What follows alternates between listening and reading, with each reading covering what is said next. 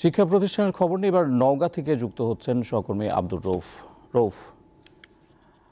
দীর্ঘ বিরতির পর শিক্ষা প্রতিষ্ঠান খোলার পর শিক্ষার্থী, অভিভাবক ও শিক্ষকদের প্রতিক্রিয়া কেমন দেখছেন?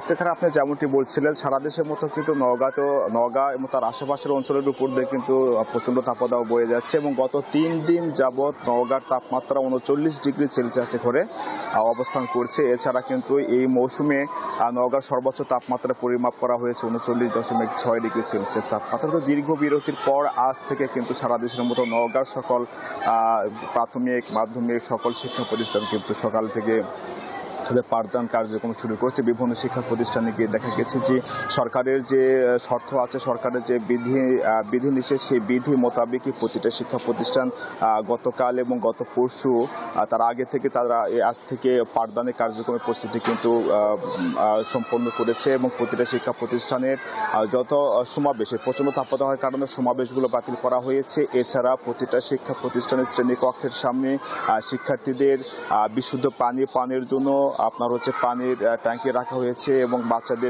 কোনো বাচ্চারাই যেন এই প্রচণ্ড তাপদাহের মধ্যে স্কুলের শ্রেণীকক্ষ বাহিরে না আসে, সেক্ষেত্রে কিন্তু স্কুল কর্তৃপক্ষরা খুবই সতর্ক রয়েছে এবং বাচ্চাদের কিন্তু স্কুলের পক্ষ থেকে যথেষ্ট পরিমাণে স্যালাইনও সরবরাহ করা হচ্ছে।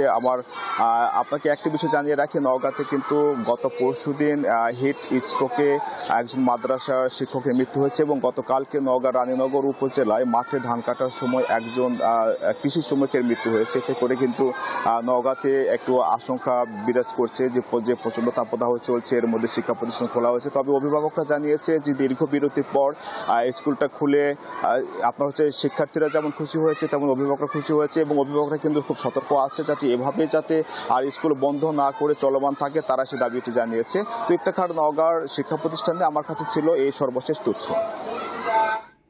দর্শক, নওগাঁ থেকে এতক্ষণ যুক্ত ছিলেন সহকর্মী আব্দুর রউফ।